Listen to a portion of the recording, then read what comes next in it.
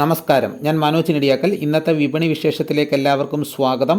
വില കൂട്ടൽ തന്ത്രം പാളി, വെളിച്ചെണ്ണയ്ക്ക് ഡിമാൻഡ് കുറഞ്ഞു, ഏലത്തിന് മുന്നേറ്റം, റബ്ബർ താഴോട്ട്. കൊച്ചി ടെർമിനൽ മാർക്കറ്റ് ഹോളിഡേ മൂഡിലാണ്. വർഷാവസാന വ്യാപാര ദിനത്തിൽ മുൻനിര ഉൽപ്പന്നങ്ങളുടെ ഇടപാടുകൾ നാമമാത്രമായിരുന്നു. വാങ്ങൽ താൽപ്പര്യം ചുരുങ്ങിയത് സുഗന്ധവ്യഞ്ജനങ്ങളുടെയും നാളികേര ഉൽപ്പന്നങ്ങളുടെയും റബ്ബറിൻ്റെയും കൈമാറ്റം കുറയാൻ ഇടയാക്കി. കാർഷിക മേഖലയും ഇന്ന് ഉൽപ്പന്ന നീക്കങ്ങൾ കുറച്ചത് വരവ് ചുരുങ്ങാൻ ഇടയാക്കി.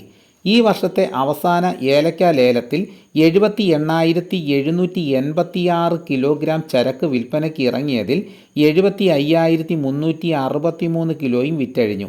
വർഷാന്ത്യമായതിനാൽ പണത്തിന് ഞെരുക്കം നേരിട്ട ചെറുകിട കർഷകർ ഏലക്ക വിറ്റുമാറുന്നുണ്ട്. അതേസമയം ആഭ്യന്തര വിദേശ വിപണികളിൽ നിന്നും നേരത്തെ ലഭിച്ച ഓർഡറുകൾ മുൻനിർത്തി ലഭ്യമായ ചരക്ക് പലരും ലേലത്തിൽ സംഭരിക്കുന്നുണ്ട്.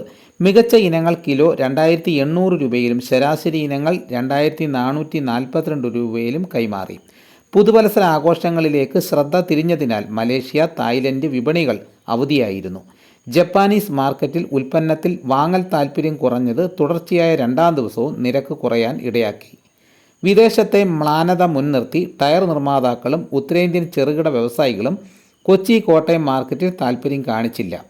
വില ഉയർത്തി കൊപ്ര ശേഖരിക്കാൻ തമിഴ്നാട്ടിലെ വൻകിട വ്യവസായികൾ മുന്നോട്ട് വന്നെങ്കിലും വെളിച്ചെണ്ണയ്ക്ക് ഡിമാൻഡ് മങ്ങിയത് വിൽപ്പനയെ ബാധിച്ചു. നിലവിൽ പച്ചത്തേങ്ങ ലഭ്യത കുറവാണെങ്കിലും ജനുവരിയിൽ പല ഭാഗങ്ങളിലും വിളവെടുപ്പ് തുടക്കം കുറിക്കുന്നതോടെ സ്ഥിതിഗതികൾ ചെറിയ മാറ്റം കണ്ടു തുടങ്ങും. ഇതാണ് ഇന്നത്തെ വിപണി വിശേഷങ്ങൾ. ഇതോടുകൂടി വീഡിയോയുടെ പൂർണ്ണമാകുന്നു. എല്ലാവരും ഒന്ന് ലൈക്ക് ചെയ്ത് സപ്പോർട്ട് ചെയ്യണം. ഇതേവരെ ഈ ചാനൽ സബ്സ്ക്രൈബ് ചെയ്തിട്ടില്ലെങ്കിൽ ചാനൽ സബ്സ്ക്രൈബ് ചെയ്ത് വെക്കുക.